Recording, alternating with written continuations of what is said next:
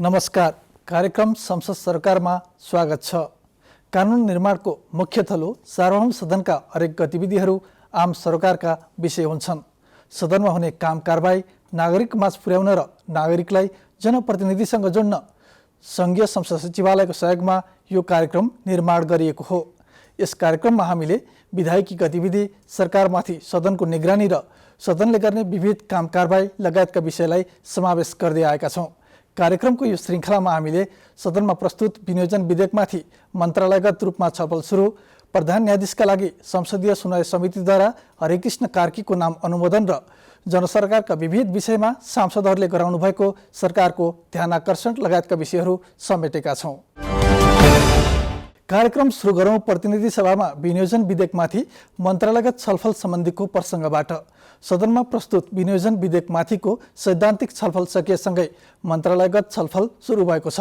छलफलमा सांसदहरूले विनियोजनमा कुशलता नदेखिएको, आवश्यकतामा आधारित आयोजना छनौट हुन नसकेको र रकम विनियोजनमा भौगोलिक प्रभाव देखिएको टिप्पणी गर्नुभएको छ। एक रिपोर्ट। प्रतिनिधि सभामा विनियोजन विधेयक 2080 माथि मन्त्रालयगत छलफल सुरु भएको छ। बिहिबारदेखि प्रतिनिधि सभाको बैठकका विभिन्न मन्त्रालयको विभिन्न शीर्षकमाथि छलफल सुरु भएको हो। बैठकमा वन तथा वातावरण मन्त्रालय, महिला बालबालिका तथा ज्येष्ठ नागरिक मन्त्रालय र युवा तथा खेलकुद मन्त्रालय, उद्योग वाणिज्य तथा आपूर्ति मन्त्रालय, भूमि व्यवस्था, सहकारी तथा गरिबी निवारण मन्त्रालय र भौतिक पूर्वाधार तथा यातायात मन्त्रालयको बजेटमाथि छलफल सकिएको छ। यसैगरी सङ्घीय मामिला तथा सामान्य प्रशासन मन्त्रालय, संस्कृति पर्यटन तथा नागरिक उड्डयन मन्त्रालय र स्वास्थ्य तथा जनसङ्ख्या मन्त्रालयको बजेटमाथि पनि छलफल भएको छ। मन्त्रालयगत छलफलमा भाग लिनुहुँदै सांसदहरूले वार्षिक बजेटमा विनियोजन कुशलता नदेखिएको गुनासो गर्नुभएको छ। प्रभावशाली नेताका निर्वाचन क्षेत्रका पालिकाहरूमा नभएका वार्डमा पनि बजेट विनियोजन भएको कुरा सार्वजनिक हुनुले सरकारले बजेट निर्माणमा गरेको लापरवाहीलाई पुष्टि गरेको छ। एकातिर हामीले निकै महत्त्वपूर्ण भनेर पटक पटक माग गरेको योजनालाई बजेट पाउँदैनौँ, अर्कोतिर सरकारमा बसेकाहरू हुँदै नभएका ठाउँमा समेत बजेट खन्याउन उद्धत छन्। यस्तो अवस्थामा मुलुकमा समतामूलक विकास कसरी हुन्छ? जनताको करबाट सङ्कलित बजेट के सत्ताधारी र मन्त्रीहरूको बपौती हो? संघीयताको सबलीकरण गर्ने अहिलेको यो संविधानको मर्म, यसको मुख्य मर्म हो। त्यसकारणले संघीयतालाई सबलीकरण गर्ने कुरामा अझै पनि समस्या हामी देखिरहेका छौँ। त्यसकारणले तलको बजेटहरू अझै सशर्तको रूपमा जाने र त्यो समानीकरण, वित्तीय समानीकरणको रूपमा कम जाने खालको स्थिति पनि हामी देखिरहेका छौँ। र संघीयतालाई बलियो बनाउनका निम्ति, मजबुत बनाउनका निम्ति सङ्घीय निजामती कर्मचारी ऐनलाई तत्कालै ल्याएर चाहिँ यसलाई अझै मजबुत बनाउन सङ्घीय मामला मन्त्रालयले विशेष ध्यान दिनुपर्ने जो यो चाहिँ म जोड गर्न चाहन्छु। त्यसमा तुरुन्तै यो सङ्घीय निजामती ऐनलाई लिएर आएर यसलाई चाहिँ तलसम्मको 3 तहको हाम्रा सरकारहरूलाई मजबुत बनाउनका निम्ति चाहिँ महत्त्वपूर्ण भूमिका निर्वाह गर्न आवश्यक छ र यो तत्कालीन कार्यभारको रूपमा आएको छ र यसलाई मन्त्रालयले गम्भीरतापूर्वक ल्याउने छ र त्यो बजेटमा पनि त्यो विषयमा उल्लेख गरिएको छ। त्यसकारणले यसमा लाग्न आवश्यक छ भन्ने कुरा म राख्न चाहन्छु। के छ भने जहाँ खेतीपाती गर्नुपर्ने त्यहाँ बजारीकरण विकास भएको छ। जहाँ बजारीकरण विकास गर्न सकिन्थ्यो त्यो त्यो त्यो ठाउँ चाहिँ नि अन्य ढङ्गले प्रयोग भएको छ। यसलाई सही ढङ्गले प्रयोग गर्ने व्यवस्थापन अहिले सबभन्दा ठुलो आवश्यकता हो र मालपोत कार्यालय अहिले चाहिँ नि भ्रष्टाचारको एउटा अर्को अखाडाको रूपमा विकसित भएको छ। त्यतातिर ध्यान जाओस्। अब अर्को, अब यो भौतिक पूर्वाधार र यातायात मन्त्रालय अब यो विकासको प्रमुख आधार नै इन्फ्रास्ट्रक्चर, कनेक्टिभिटी डेभलपमेन्टको निम्ति सबभन्दा ठुलो यातायातै हो। हाम्रो भौगोलिक परिवेश सम्पूर्ण चिजले गर्दाखेरि चाहिँ नि जुन खालको चुनौती छ, म चाहिँ बजेटमा पनि यसलाई सीमित गरौँ, यो सानो आकारको ल्याउँ भन्ने मान्छे भए हुनाले मैले अर्थमन्त्रीलाई के भनेको थिएँ भने जुन निरन्तरताको बजेट छ त्यसलाई नछुटाउनु, अरू नयाँ भन्दिनँ भने। बजेटमा विनियोजन कुशलता नदेखिँदा यसले आम नागरिकका विकासका अपेक्षा पूरा गर्न नसक्ने भएकोले संशोधन गर्नुपर्नेमा सांसदहरूको जोड छ। उहाँहरूले पहुँचका आधारमा बजेट बाँडिएको, टुक्रे तथा साना योजनाका लागि पनि सङ्घबाट बजेट छुट्याइएको भन्दै सङ्घीयताको सबलीकरणमा सहयोग नपुग्ने धारणा राख्नुभयो। यस्तै पूर्व तयारी नभएको र विस्तृत परियोजना प्रतिवेदन नै नबनेका आयोजनालाई ठूलो रकम छुट्याइएको तर अति आवश्यक आयोजनालाई बजेट नदिएर आयोजनाको छनौट र प्राथमिकीकरणमा खेलाची गरेको आरोप सांसदहरूले लगाउनु भएको छ। छलफलमा सांसदहरूले किसानको उत्पादन खरिद गर्ने वातावरण सरकारले मिलाउनु पर्ने बताउनुभयो। बजार व्यवस्थापन गर्न नसक्दा किसानको उत्पादनले उचित मूल्य नपाउने र बेच्न नसकेर उत्पादन खेर जाने अवस्था रहेको भन्दै बजेटले त्यसलाई सम्बोधन गर्न नसकेको बताउनुभयो। सहकारी क्षेत्रमा देखिएको समस्या समाधानका लागि सरकार गम्भीर हुन नसकेको, सुकुम्बासी, अव्यवस्थित बसोबास, बेरोजगारीको समस्या लगायतका विषय समाधान हुन नसकेका लगायत दैनिक उपभोग्य वस्तुमा लगाइएको करको पनि सांसदहरूले विरोध गर्नुभयो। अहिले देशको आर्थिक अवस्था गम्भीर छ भन्ने हामी सबैलाई सर्वविदितै छ, तर देशमा रहेको उद्योग बन्द भएको छ। के अर्थव्यवस्था यसरी समृद्ध हुन सक्छ? जहिले पनि हामीले देखेका छौँ सञ्चालनको दायित्व जब सरकारलाई पर्छ, सरकारमा पर्ने बित्तिकै त्यो संस्था ध्वस्त भएको देखिएको छ। किन? त्यसको जिम्मा कसले लिने? अहिलेसम्म सञ्चालन हुँदै आएको जसमा 71.31% सञ्चालनको दायित्व रहेको नेपाल मेटल कम्पनी, विराट जुट मिल जसको 68% बुटबल धागो कारखाना लिमिटेड जसको 59.75%, जनकपुर चुरोट कारखानाको 100% र त्यसै गरी नेपाल ओरिएन्ट म्याग्नामाइटको 75%, गोरखकाली रबर उद्योग, हेटौडा कपडा उद्योगहरू बन्द भएको छ। किनभने यसमा स्वामित्व नेपाल सरकारको थियो, तर पनि किन त्यसरी बन्द भयो? कम्तीमा अर्को वर्षको बजेट हामीले प्रस्तुत गर्दै गर्दा, बजेटमाथि संशोधन, बजेटमाथि छलफल गर्दै गर्दा ती विषयहरू पहिले नै बजेटमा समाहित हुन्, नीति तथा कार्यक्रममा समाहित हुन्, जसले गर्दा हामीले बजेट बनाउने जुन प्रक्रिया छ त्यो बजेट बनाउने प्रक्रियामाथि जनप्रतिनिधिको स्वयं सहभागिता, स्वयं हिस्सा र स्वयं जनप्रतिनिधिबाटको आउटपुट प्राप्त गर्ने दिशामा हामीले यो प्रोसिड्युर तयार गरौँ, यो प्रोसेस निर्माण गरौँ भन्ने लाग्छ मलाई। आउनुस् छलफल गरौँ, राज्य निर्माण गर्नुको निम्ति हामीले गरेका सङ्कल्पहरूलाई हामी कसरी सुधार गर्न सकिन्छ भनेर अगाडि बढौँ र फेरि चाहिँ पुरानै प्रचलित भएको, असफल भइसकेको, बगिसकेको खोला फर्किने भने जस्तै, पड्किसकेको गोली फर्किने भने जस्तै त्यही प्रणाली फर्काउने र त्यतैपट्टितिर केन्द्रित भएर अहिलेको प्रणालीलाई हामीले आक्रमण गर्ने काम नगरौँ। संविधान विपरीत हुन्छ। म यो प्रसङ्गमा यो कुरा पनि यहाँ सम्मानित सदनमा म व्यक्त गर्न चाहन्छु र यो बिन्दुबाट समाजवादी प्रणाली निर्माण गर्नको निम्ति अगाडि बढ्नु आजको अबको आवश्यकता हो। यो जनताले ल्याएको व्यवस्था हो, त्यसकारण अगाडि बढ्नुको विकल्प छैन। प्रतिनिधि सभाको यसअघिका बैठकमा आगामी आर्थिक वर्षको राजस्व र व्यय वार्षिक अनुमानमाथिको सामान्य छलफल सम्पन्न भएको थियो। सरकारले यही जेठ 15 गते संसदमा आगामी आर्थिक वर्षको बजेट प्रस्तुत गरेको थियो। मन्त्रालयगत छलफल असार 12 गतेसम्म जारी रहने कार्यतालिका रहेको छ। बजेटमाथि मन्त्रालयगत छलफलको यो प्रसङ्गपछि अब लागौँ संसदीय सुनवाई समितिको गतिविधितर्फ। संसदीय सुनवाई समितिले सर्वोच्च अदालतका कायम मुकायम प्रधान न्यायाधीश हरिकृष्ण कार्कीको नाम भावी प्रधान न्यायाधीशका लागि अनुमोदन गरेको छ। समितिको शुक्रबार बिहान बसेको बैठकमा कार्कीले न्यायालय सुधारको कार्ययोजना र उहाँमाथि समितिमा परेका उजुरीको जवाब दिएपछि उहाँको नाम समितिले अनुमोदन गरेको हो। संघीय संसदीय सुनवाई समितिले सर्वोच्च अदालतका कामु प्रधान न्यायाधीश हरिकृष्ण कार्कीको नाम भावी प्रधान न्यायाधीशका लागि अनुमोदन गरेको छ। समितिको शुक्रबार बिहान बसेको बैठकले कामु प्रधान न्यायाधीश कार्कीले समिति सदस्यको जिज्ञासाको जवाफ दिएपछि उहाँको नाम अनुमोदन भएको हो। प्रधान न्यायाधीशमा कार्कीको नाम अनुमोदन पूर्व उहाँ विरुद्ध समितिमा 29 वटा उजुरी परेका थिए। समितिले उजुरीकर्ताहरूसँग उजुरीका सम्बन्धमा जानकारी लिएको थियो। उजुरीकर्तासँग उजुरीका विषयमा जानकारी लिएपछि समितिले प्रस्तावित प्रधान न्यायाधीश कार्कीलाई उहाँमाथि परेको उजुरी, उहाँको कार्ययोजना लगायतका विषयमा प्रश्न सोध्नु भएको थियो। समितिका सदस्यहरूले आम जनतामा न्यायालयप्रतिको भरोसा र विश्वास टुटेको छ भन्ने गुनासोलाई कसरी लिनुभएको छ भनी प्रश्न गर्दै अदालतमा देखिएका विसङ्गति र विकृति निवारणका लागि यहाँको भूमिका र कार्ययोजना के हुन्छ भनी जिज्ञासा राख्नु भएको थियो। सदस्यले अदालतमा पुगेका विषयवस्तुको निरूपण गर्ने सन्दर्भमा लामो समय लागेका कारण न्याय माग्न गएका नागरिक थप मारमा परिरहेको घटनाप्रति कार्कीसँग जवाफ माग गर्नुभएको थियो। न्यायपालिकाप्रतिको भरोसा कमजोर हुँदै गएको, विश्वास टुट्दै गएको यो अवस्था देखिन्छ। न्यायालयप्रति यस प्रकारको नागरिकको भरोसा वा विश्वास टुट्ने कारण किन बन्न पुग्यो?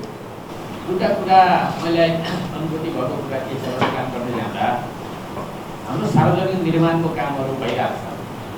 सरकारको सार्वजनिक काम निर्माण काम भइराख्दाखेरि कहिलेकाहीँ यस्ता निर्णय भइदिन्छन् जसले गर्दाखेरि ठुलो समस्या हुन्छ। कुनै सडक निर्माण भइरहँदा गरिने निर्णयहरूले आम जनतालाई ठुलो समस्या परेको, वर्षौँसम्म सडक बन्न नसकेका अवस्थाहरू सिर्जना हुन्छ।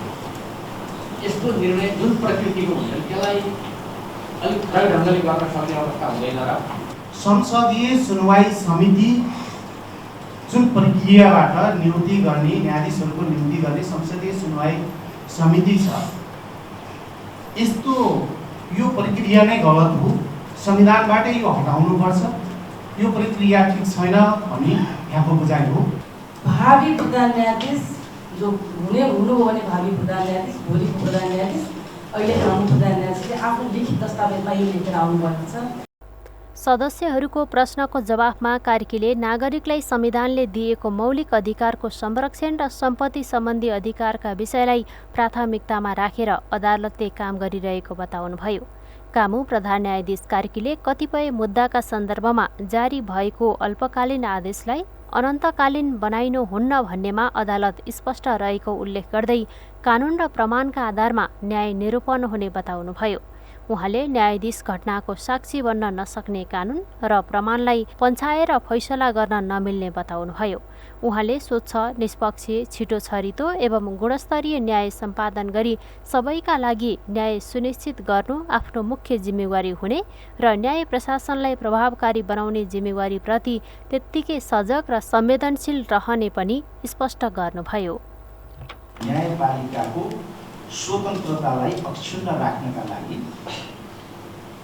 गर्नुपर्ने व्यवस्थाहरू चाहिँ संविधानमै संशोधन गर्नुपर्ने के व्यवस्थाहरू हुन सक्छन् त भन्ने विषयमा जे प्रश्नहरू थिए त्यसलाई हामीले प्राप्त गरेको छोटो समयबाट त्यसलाई सम्बोधन गर्न सक्ने हाम्रो चाहिँ मतलब नै यो अध्ययनले चाहिँ पुग्दैन। त्यसकारणले यसका लागि चाहिँ विस्तृत अध्ययनको आवश्यकता हुन्छ। त्यसैले त्यो विस्तृत अध्ययन गरेर मात्रै यसको निष्कर्षमा पुग्न सकिन्छ। त्यस कारणले गर्दाखेरि अहिले चाहिँ हामी यी विषयहरू चाहिँ उठेका छन्, यसलाई सम्बोधन गर्नका लागि चाहिँ एउटा छुट्टै विशेष अध्ययन गर्नुपर्ने एउटा समितिको आवश्यकता हुन्छ भनेर हामीले थाहा। कार्की विरुद्ध परेका उजुरी र उहाँको कार्ययोजना सम्बन्ध जवाफ आएपछि बैठकबाट उहाँको नाम प्रधान न्यायाधीश पदका लागि अनुमोदन गरिएको थियो। बैठकको अध्यक्षता गरिरहनुभएका ज्येष्ठ सदस्य पशुपति शमशेर जबराले नेपालको प्रधान न्यायाधीश पदमा संसदीय सुनवाईपछि कार्कीको नाम सर्वसम्मत रूपमा अनुमोदन भएको जानकारी गराउनुभयो। प्रधान न्यायाधीशमा प्रस्तावित श्री हरिकृष्ण कार्कीको नाम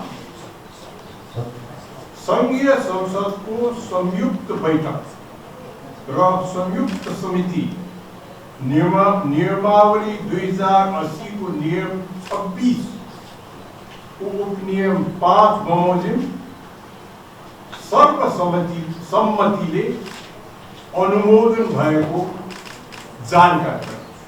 संवैधानिक परिषदले उहाँलाई गत वैशाख 25 गते नेपालको प्रधान न्यायाधीश पदमा नियुक्तिका लागि सिफारिस गर्दै संसदीय सुनवाई गर्न संघीय संसद समक्ष पठाउने निर्णय गरेको थियो। गत जेठ 16 गतेदेखि समितिले 10 दिन समय दिएर प्रस्तावित प्रधान न्यायाधीश विरुद्ध उजुरी दिने समय दिएको थियो। उहाँमाथि परेको उजुरी उहाँको कार्ययोजनामाथिको छलफल र प्रश्नोत्तरपछि समितिले प्रधान न्यायाधीश पदमा नियुक्तिका लागि कार्कीको नाम सर्वसम्मत अनुमोदन गरेको थियो। संसदीय समितिको अनुमोदनसँगै उहाँले राष्ट्रपति रामचन्द्र पौडेलबाट पद तथा गोपनीयताको शपथ लिँदै प्रधान न्यायाधीशको रूपमा कार्यभार सम्हाल्नु भएको छ। संसदीय सुनवाई समितिको यो प्रसङ्गपछि प्रतिनिधि सभा बैठकमा सांसदहरूले गराउनु भएको ध्यानाकर्षणको विषय छ। प्रतिनिधि सभाका हरेक बैठकको शून्य र आकस्मिक समयमा सांसदहरूले विभिन्न जनसरकारका विषयमा सदन मार्फत सरकारको ध्यानाकर्षण गराउँदै आउनु भएको छ। बैठकमा सांसदहरूले महँगी, नागरिकता समस्या, रासायनिक मलको अभाव, बढ्दो सवारी दुर्घटना लगायतका विविध जनसरकारका विषयमा सरकारको ध्यानाकर्षण गराउनु भएको हो। एक रिपोर्ट। प्रतिनिधि सभाका बैठकको शून्य र आकस्मिक समयमा सांसदहरूले विभिन्न जनसरकारका विषयमा सदन मार्फत सरकारको ध्यानाकर्षण गर्नुभएको छ। बैठकमा सांसदहरूले महँगी, नागरिकता विहीनको समस्या, मलको अभाव, बढ्दो सवारी दुर्घटना लगायतका विविध जनसरकारका विषयमा सरकारको ध्यानाकर्षण गराउनु भएको हो। सांसदहरूले नेपालमा सडकमा हुने दुर्घटनामा ज्यान गुमाउनेहरूको संख्या बढिरहेको भन्दै त्यसलाई रोक्न उचित कदम चाल्न आग्रह गर्नुभयो। गत वर्ष मात्र 24,000 भन्दा बढी सवारी दुर्घटनाको 90% कारण चालकको लापरवाही देखिएको भन्दै सांसदहरूले चालकलाई लाइसेन्सको प्रणाली र सुरक्षित ड्राइभिङको संस्कृतिमा सुधार गर्नुपर्नेमा जोड दिनुभयो। त्यस्तै दुर्घटनामा तत्काल उद्धारका लागि सरकारको तयारीमा थप सुधार गर्नुपर्ने सुझाव सांसदहरूको छ। शून्य एवं आकस्मिक समयमा बोल्दै सांसदहरूले सार्वजनिक संस्थाको क्षयीकरणका र यसको सुधारका विषयमा सरकारको ध्यानाकर्षण गराउनु भएको छ। स्थानीय विकास प्रशिक्षण प्रतिष्ठानमा पदपूर्ति र संस्थाको सम्पत्ति जगेर्ना गर्नका लागि कार्ययोजनासहित अघि बढ्नुपर्नेमा जोड दिनुभयो। सांसदहरूले सार्वजनिक विद्यालयको गुणस्तर सुधारमा सरकारले ध्यान दिनुपर्ने बताउनुभयो। सामुदायिक विद्यालयका शिक्षक कर्मचारीहरूको जुन अवस्था छ त्यो पनि हाम्रा सांसदज्यूहरूले भनिसक्नु भएछ। यस्ता अब आत्महत्या गर्न मानिस थालेको छ, भुखमरी भइरहेछ। काठमाडौँमा त्यो 30 जिल्लाको मान्छेहरू आएर नागरिकताको सम्बन्धमा आन्दोलन गरिरहेको छ। उसको कोही हेर्नेवाला उसको छैन। खडेरीको कारणले किसानहरूले अन्नबाली सम्पूर्ण नाश भइसकेको छ। धेरै ठाउँमा किसानहरूले मकैको यसपालि एक गेडा पनि भित्राउने अवस्था छैन। धानको बिउ लगाउने बेलामा मलको हाहाकार भइराखेको छ। 5 किलो मल लिनलाई 2 दिन नागरिकता देखाएर लिनुपर्ने अवस्था छ। गाई भैँसीलाई लम्की रोगले किसानहरूको हजारौँ गाई भैँसीहरू मरिराखेको छ। आज ती गाई भैँसी पाल्ने किसानहरूले कुनै सरकारबाट क्षतिपूर्ति पाएको छैन। बाढी पीडित त्यत्रो धनजनको क्षति भइसकेपछि सदनमा कुरा उठाउनु पर्ने। पश्चिम नेपालगञ्ज लगायतका पश्चिमका जिल्लामा गर्मीले आम नागरिक तडपिनु पर्ने। के सरकारलाई त्यो घाम पानी केही थाहा छैन? सरकार छिटो उठोस् भन्न चाहन्छु। यस्तै चुरे संरक्षणका लागि सांसदहरूले चुरे पर्वतको ढुङ्गा, बालुवा तथा गिटी उत्खनन गरी भारतलाई निकासी गर्ने कार्य तत्काल रोक्न माग गर्नुभयो। निर्माण आयोजना अलपत्र पार्ने ठेकेदार र काम सम्पन्न भइसक्दा समेत भुक्तानी नदिने सरकारमाथि कारबाही गर्ने गरी सार्वजनिक खरिद ऐनमा संशोधनको माग गर्नुभयो। सांसदहरूले नागरिकताविहीन नागरिकले भोग्नु परेको समस्याबारे पनि सरकारको ध्यानाकर्षण गराउनु भएको छ। बैठकमा सांसदहरूले नागरिकताविहीन बनेका नेपालीलाई तत्काल नागरिकता प्राप्त गर्न न्यायालयले मार्ग प्रशस्त गरिदिनुपर्नेमा जोड दिनुभयो। उहाँहरूले नागरिकता सम्बन्धी विषयलाई न्यायालयले छिटो निरूपण गरिदिनुपर्नेमा जोड दिनुभयो।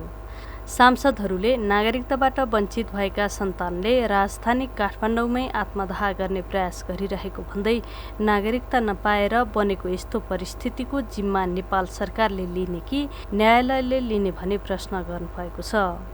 नागरिकताको कुरा गर्दा त मेरो हृदय नै रुन जस्तो लाग्छ कि नागरिकताको कारणले आत्मदाह हुन सुरु भइसकेका छ।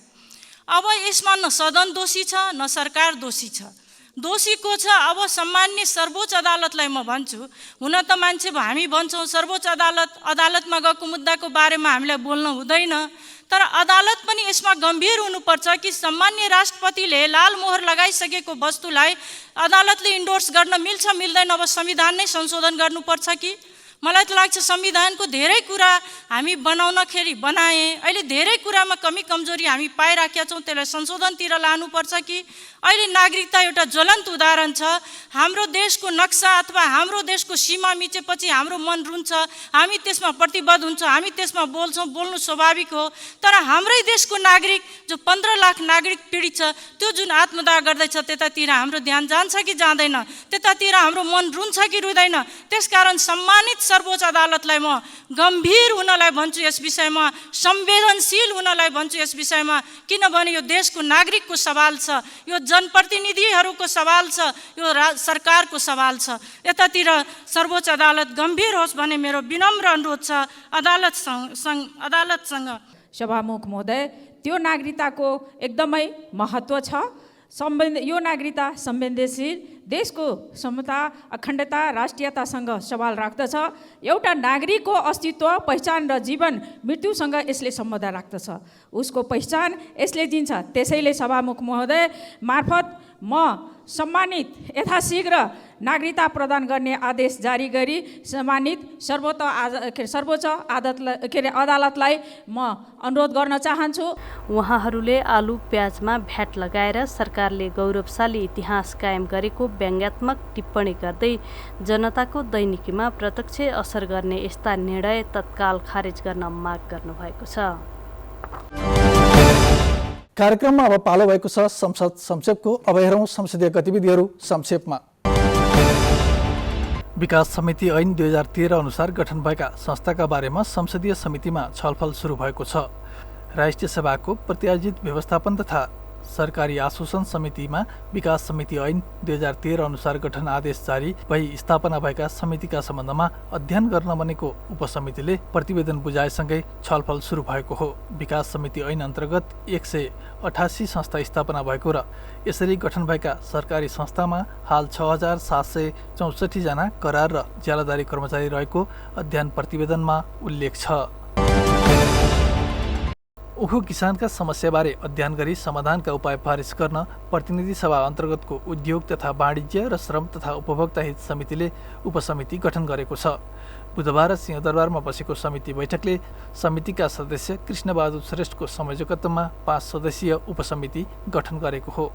समितिका सदस्यहरूमा रामशंकर यादव, सूर्यमान दोङ, कान्तिका सेजवाल, गणेश प्राजुली रहनुभएको छ। उपसमितिलाई 30 दिनभित्र प्रतिवेदन पेश गर्न समयावधि दिएको छ। उखु किसानले चिनी मिलबाट पाउनुपर्ने बक्यौता रकम तथा न्यूनतम समर्थन मूल्य नपाएको लगायतका विषयमा अध्ययन गरेर समितिमा सुझाव पेश गर्ने कार्यभार उपसमितिलाई दिएको छ।